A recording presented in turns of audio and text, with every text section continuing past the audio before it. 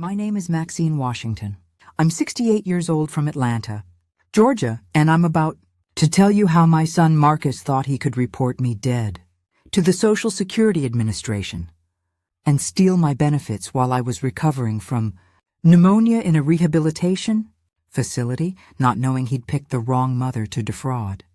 You see, I'd spent 32 years as a claims investigator for the Social Security Administration, specializing in benefit fraud detection, which taught me exactly how disability and death benefit scams work and how to prosecute the criminals who steal from the federal government. It started 6 months ago when I contracted severe pneumonia that required hospitalization and extended rehabilitation at Cascade Manor, a skilled nursing facility in southwest Atlanta. At 68, pneumonia recovery takes time, and my doctor recommended 3 months of intensive physical therapy and respiratory treatment before I could return home safely.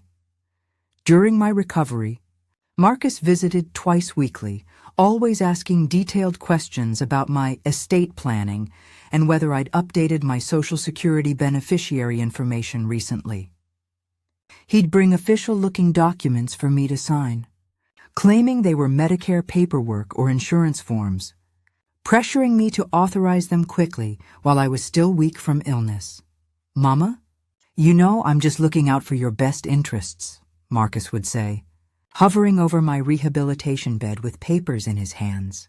"These forms will make sure everything's handled properly if something happens to you." I should have recognized those weren't Medicare forms. They were blank Social Security Administration documents that Marcus was planning to forge once he had my signature and personal information, but I trusted my son. I'd raised him as a single mother after his father abandoned us when Marcus was 5, sacrificed everything to put him through Georgia Tech, and supported him financially through 2 failed businesses and a divorce. The idea that Marcus would commit federal fraud against me seemed impossible. The discovery came when I received a phone call that changed everything. Sister Johnson from Mount Olive Baptist Church called the rehabilitation facility asking to speak with me about my funeral arrangements. "Sister Washington, I'm so confused," she said when the nurse brought me to the phone. "Marcus told our grief counseling group that you passed away last month from complications of pneumonia. He's been receiving condolence visits and even started a memorial fund in your name." My blood turned to ice as I realized what Marcus was doing. He'd reported my death to collect sympathy, donations, and most importantly, to claim my Social Security survivor benefits while I was still alive.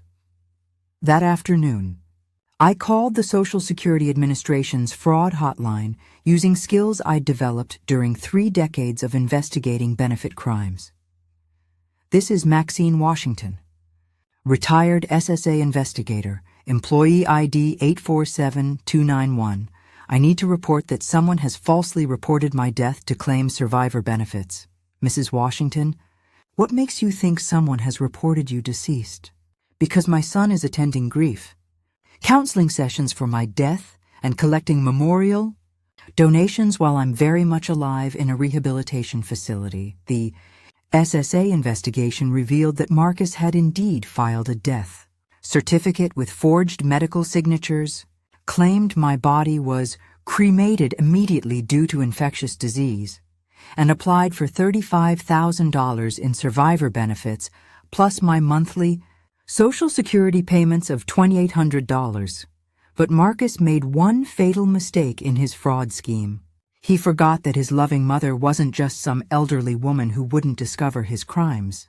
I was Maxine Washington, who'd spent 32 years at Social Security learning exactly how benefit fraud worked and how to build federal cases that sent criminals to prison. That evening, I lay in my rehabilitation bed looking at 43 years of family photos and made a decision that would destroy Marcus's life forever. He thought he was dealing with a dying mother who couldn't expose his federal crimes. Instead, he'd declared war on a retired SSA investigator who knew exactly how to catch benefit thieves and make sure they faced maximum prosecution. The investigation was about to begin, and only one of us was walking away with freedom. Before I tell you how I destroyed Marcus's life and freedom, you need to understand what he was trying to steal from me and the lifetime of sacrifice that Social Security benefits represented.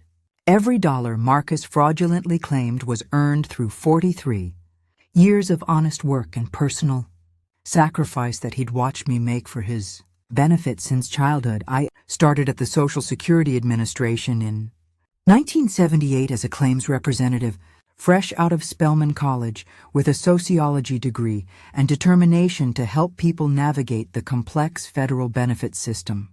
While other young mothers relied on family support or remarried for financial security, I was working 50-hour weeks, building a career, and raising Marcus alone after his father walked out. By 1985, I'd worked my way up to senior claims investigator, specializing in disability and survivor benefit fraud cases that paid $45,000 annually. Every extra dollar went toward Marcus's needs and our family's future security. I lived in the same modest West End apartment for 12 years, driving a used car and shopping for generic groceries so Marcus could have name-brand clothes, school supplies, and opportunities I'd never had.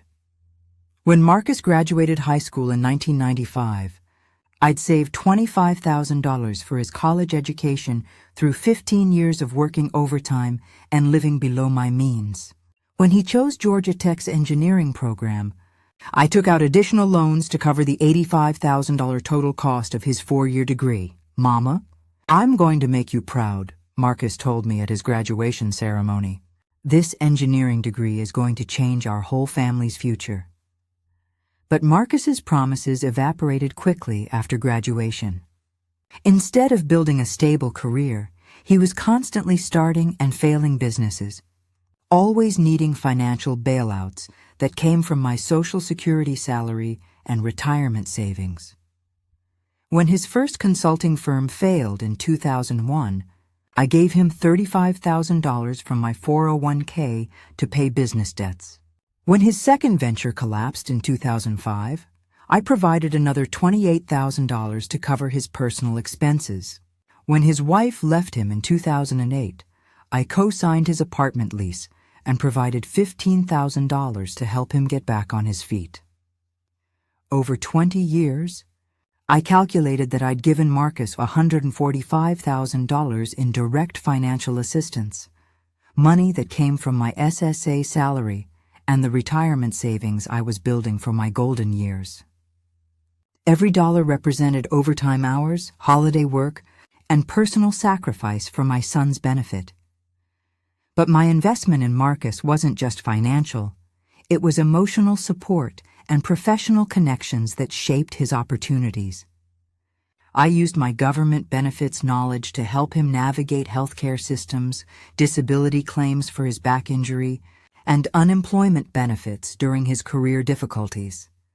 During our Sunday dinners, I'd often share stories from my SSA work, complex fraud cases I was investigating, criminals who thought they could outsmart the federal benefit system, and the prison sentences they received when caught stealing from taxpayers. "Marcus, the worst cases I handle are family members who defraud their own relatives' benefits," I tell him during our weekly visits. "Children who forge death certificates to steal their parents' Social Security payments face federal prison and lifetime restitution." Marcus would nod sympathetically and agree that benefit fraud was terrible, never revealing that he was taking mental notes about exactly how Social Security death reporting worked and what documentation would be required to claim survivor benefits. When I retired in 2018 after 40 years of federal service, my pension was worth $3,400 monthly, and my Social Security benefits were $2,800 monthly. I'd also accumulated $285,000 in retirement savings and owned my Atlanta home free and clear, worth $195,000. In the current market, my total retirement income was $6,200 monthly, money I'd earned through 4 decades of honest federal service and careful financial planning. The Social Security benefits Marcus was fraudulently claiming represented 28 years of payroll contributions and legitimate earned benefits. But Marcus wasn't just stealing money, he was stealing the dignity of a mother who'd sacrificed everything for his success. The death certificate he'd forged wasn't just fraud. It was erasing the life of the woman who'd given him every opportunity he'd ever received. The survivor benefits he was claiming weren't just government money. They were my retirement security that I'd earned through decades of helping other Americans navigate the same systems he was now defrauding. Most importantly, Marcus was destroying the reputation of a federal employee who'd spent her career catching exactly the crimes he was now committing. Every forged document, every false claim, every fraudulent benefit payment was an insult to the professional integrity I'd maintained for 32 years. That was Marcus's choice.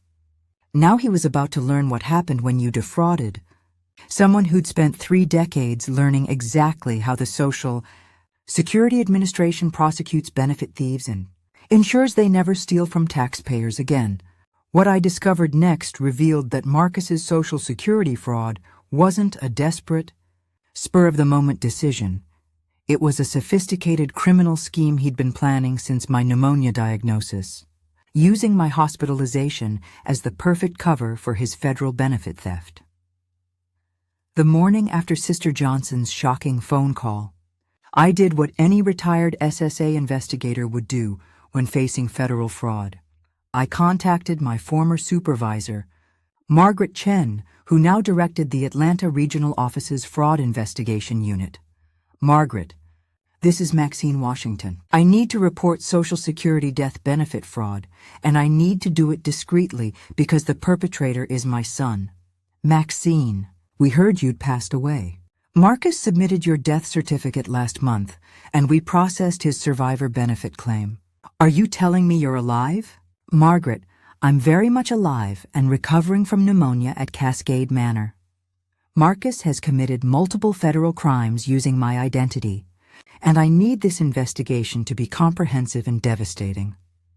Within 24 hours, Margaret had assigned Special Agent David Rodriguez from the Social Security Administration's Office of Inspector General to coordinate with me on building a federal fraud case against my own son. The investigation revealed Marcus's scheme was far more sophisticated than simple death certificate forgery. He'd been systematically gathering my personal information, researching federal benefit procedures, and planning the perfect Social Security fraud for months. Mrs. Washington, your son created fake medical records, forged physician signatures, and even established a fraudulent funeral home account to support his death claim. Agent Rodriguez reported during our first meeting at the rehabilitation facility. Marcus had been researching how long it takes Social Security to verify death certificates, what documentation was required for immediate benefit processing, and how to avoid triggering fraud detection systems that I'd helped design during my career. But the most damaging evidence came when Agent Rodriguez showed me Marcus's financial activities following his fraudulent death report. He hadn't just claimed my survivor benefits, he'd been using my death to defraud multiple systems simultaneously. Your son has collected $35,000 in Social Security survivor benefits, claimed $15,000 from your life insurance policy, received $8,500 in memorial donations from your church community, and even applied for $25,000 in funeral expense assistance from Veteran Services. Marcus was operating a comprehensive grief fraud scheme, using my supposed death to steal from federal agencies, insurance companies, and the church community that had supported our family for decades. The total fraud exceeded $8,500 in just 6 months. But I wanted more than just financial restitution. I wanted Marcus to face the full federal prosecution that his crimes deserved. And I wanted the community to witness his complete exposure as a criminal who'd exploited their sympathy for profit.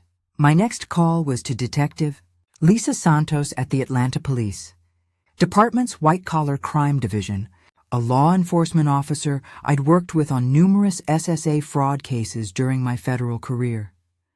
Lisa, I need to coordinate a comprehensive fraud investigation that will capture not just the financial crimes, but the community impact of Marcus's deception. Maxine, this case is going to be federal prosecution territory, but we can support the investigation and community notification aspects. What do you want to accomplish? I want Marcus's grief counseling group, our church community, and everyone who donated memorial money to witness his complete exposure as a fraud who exploited their compassion for criminal profit. Over the next month, Agent Rodriguez and I built the most comprehensive Social Security fraud case I'd ever been involved with. Every forged document, every fraudulent claim, and every stolen benefit payment was documented with the precision that had made me legendary in federal fraud detection, but the centerpiece of my revenge strategy was something that would have impressed my former colleagues. I was going to make my dramatic resurrection in the most public and humiliating way possible. Agent Rodriguez coordinated with Mount Olive Baptist Church to schedule my appearance at Marcus's next grief counseling session, where he'd been receiving sympathy and memorial donations for 6 months while stealing federal benefits. Mrs. Washington, we'll have federal agents positioned throughout the church to arrest your son the moment you make your appearance, Agent Rodriguez explained. This will be coordinated with SSA fraud prosecution and community notification. Agent Rodriguez, I want every person who gave Marcus money, sympathy, or support during my death to witness his arrest for federal fraud. This community needs to understand how he exploited their grief for criminal profit. The grief counseling session was scheduled for the following Wednesday evening. Marcus had been attending weekly, collecting condolences and memorial donations while stealing my Social Security benefits and living off the federal crimes he'd committed against me. That was about to change permanently. Marcus thought he was dealing with a dead mother who couldn't expose his fraud. Instead, he was about to face a very much alive retired SSA investigator who'd spent 32 years learning exactly how to destroy benefit thieves and ensure they never stole from taxpayers again. Wednesday evening arrived with the kind of dramatic timing that made my 32 years of federal investigation experience seem like preparation for this one perfect moment of justice. At exactly 7:30 p.m., I walked into the Mount Olive Baptist Church Fellowship Hall, where Marcus had been collecting sympathy and memorial donations for my death, very much alive and ready to destroy his criminal life forever. The scene that followed was everything I'd hoped it would be. Marcus was standing at the front of the grief counseling circle, sharing his memories of caring for me during my final illness, when I opened the fellowship hall doors and stepped into the room. "Good evening, everyone," I said calmly, looking directly at Marcus's face as the color drained from it completely. "I understand my son has been telling you stories about my death. As you can see, those reports have been greatly exaggerated. The silence in that room was absolute. 23 church members who'd been comforting Marcus and donating money for my memorial fund were staring at a woman they'd been told was dead 6 months ago." Marcus's mouth opened and closed like a fish gasping for air. Sister Johnson dropped her purse. Deacon Williams actually stood up and pointed at me like he was seeing a ghost. "Mama," Marcus whispered, his voice cracking with the terror of someone whose entire criminal scheme had just collapsed in the most public way possible. "Hello, Marcus. I've been recovering from pneumonia at Cascade Manor for the past 6 months. Imagine my surprise when I learned that you'd reported me dead, stolen my Social Security benefits, and been collecting memorial donations from our church family." That's when Agent Rodriguez and 3 other federal officers entered the fellowship hall from the back doors, where they'd been positioned to record Marcus's reaction and execute the arrest warrant. Marcus Washington, You're under arrest for Social Security fraud, wire fraud, mail fraud, and federal benefit theft, Agent Rodriguez announced, moving toward Marcus with handcuffs ready. The next 10 minutes were the most satisfying of my life. Marcus was handcuffed in front of the entire grief counseling group, read his federal rights, and led out of Mount Olive Baptist Church, while 23 witnesses watched the man they'd been comforting get arrested for defrauding the federal government. Mrs. Washington, I don't understand, Sister Johnson said, approaching me with tears in her eyes. Marcus told us you died from pneumonia complications. He's been coming to grief counseling every week, talking about how much he missed you. Sister Johnson, Marcus reported me dead to the Social Security Administration so he could steal my benefits. He's collected over $83,000 in fraudulent claims while I've been recovering at Cascade Manor. Pastor Williams addressed the group with the moral authority that had guided our church community for 15 years. Brothers and sisters, we've witnessed something terrible tonight. One of our own has exploited our compassion and deceived us all for criminal profit. The church community's response was swift and decisive. Every penny of memorial donations, $8,500 total, was immediately returned to the contributors with Pastor Williams' apology for the deception they'd unknowingly supported. But the arrest was only the beginning of Marcus's federal prosecution and complete life destruction. The charges Agent Rodriguez filed represented some of the most serious federal crimes in Social Security Administration history. Mrs. Washington, your son is facing federal charges that carry 15 to 25 years in prison, Agent Rodriguez explained during our post-arrest briefing. Social Security fraud, wire fraud, mail fraud, identity theft, and organized criminal enterprise. The federal investigation had uncovered evidence that Marcus's fraud extended beyond just my benefits. He'd been researching how to target other elderly relatives and had even contacted funeral homes about pre-planning arrangements for family members who were still alive. Your son was planning to expand his operation to include other family members and possibly elderly clients from his failed consulting business. Agent Rodriguez continued. This wasn't just fraud. It was the beginning of a criminal enterprise targeting vulnerable seniors. The federal prosecution moved forward with devastating efficiency.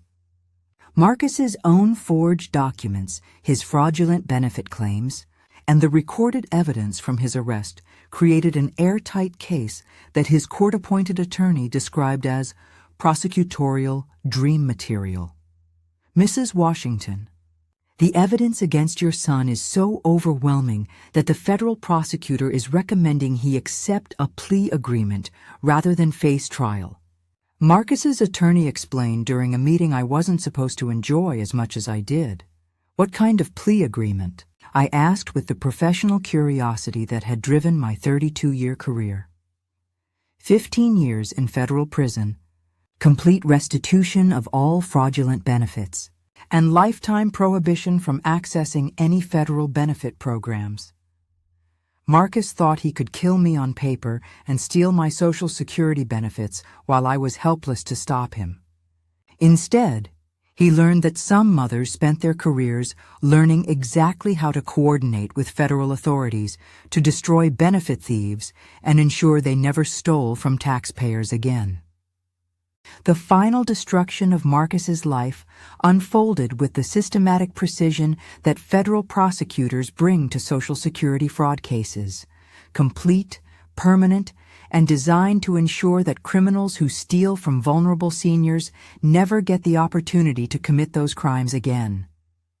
Today, Marcus is serving year 2 of his 15-year sentence at Federal Correctional Institution, Atlanta, with no possibility of early release due to the severity of his crimes against federal benefit programs.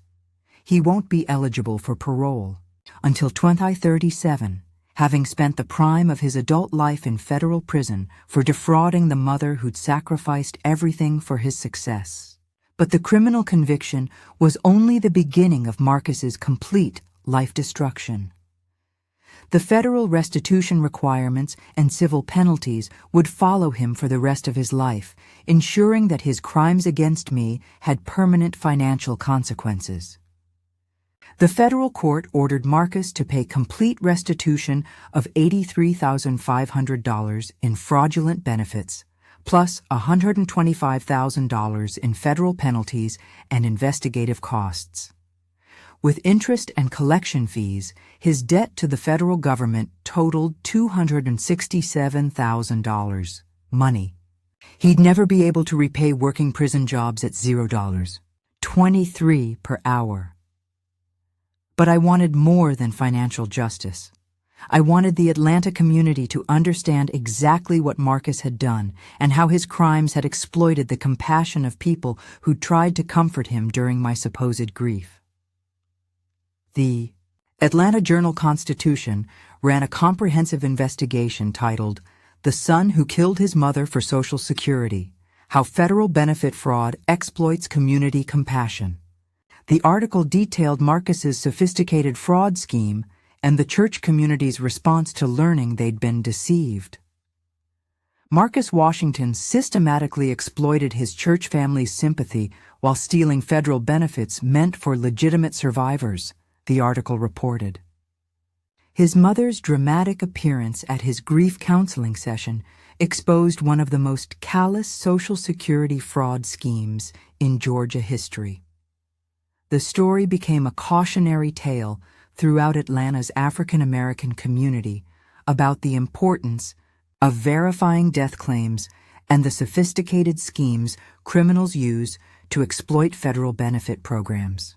Mount Olive Baptist Church established the Maxine Washington Memorial Fund for Elder Protection, ironically named after the woman whose fake death had taught them about benefit fraud, providing education about Social Security scams and support for elderly members facing financial exploitation. Sister Washington's case opened our eyes to how criminals can exploit our Christian compassion for profit, Pastor Williams explained during the fund announcement. We're going to make sure our church family knows how to protect themselves and their benefits from family members who would betray trust for money. 6 months after Marcus's sentencing, I received a letter from him in federal prison, a desperate plea for forgiveness from the son who tried to profit from my death. Mama, I know what I did was wrong, and I've had 2 years in prison to think about my choices. I was desperate after my business failures and made terrible decisions that hurt you and our church family. I'm hoping you might consider supporting my appeal for reduced sentencing. I responded with the same professional precision I'd used throughout my Social Security Administration career. Marcus, you reported me dead to steal federal benefits while I was recovering from pneumonia in a rehabilitation facility. You forged medical documents, deceived our church community, and collected $83,500 in fraudulent benefits, while people who loved us both worried about my supposed death. Your crimes weren't mistakes caused by desperation. They were calculated. Federal fraud schemes that exploited the grief of people who tried to comfort you. You turned our church family's compassion into criminal profit while stealing from taxpayers. Your 15-year sentence represents justice for every senior citizen whose benefits are threatened by criminals like you. The federal government doesn't forgive Social Security fraud, and neither do I. The mother you declared dead is very much alive and using her experience to help other families protect themselves from the kind of benefit fraud you committed against me. Don't contact me again.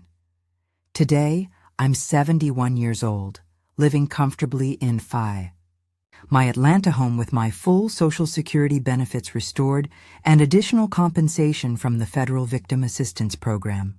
The restitution money Marcus will never be able to pay has been waived in exchange for his cooperation in training federal agents about benefit fraud schemes. I used my experience to help establish the Georgia Elder Benefit Protection Network. providing education to senior citizens about Social Security fraud and helping families identify relatives who might be targeting their benefits for criminal schemes. Every month, I speak at churches, senior centers, and community organizations about the warning signs of benefit fraud and the importance of protecting federal benefit information from family members who might exploit it for personal gain. People sometimes ask if I feel guilty about sending my own son to federal prison for 15 years. But I sleep peacefully every night knowing I caught a dangerous criminal and taught him the most important lesson of his life. When you steal from the federal government and exploit community compassion, you lose everything worth having.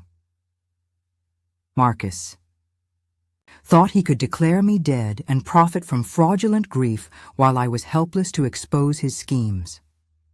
Instead, he learned that some mothers spent their careers learning exactly how to coordinate with federal authorities to destroy benefit thieves and protect vulnerable seniors.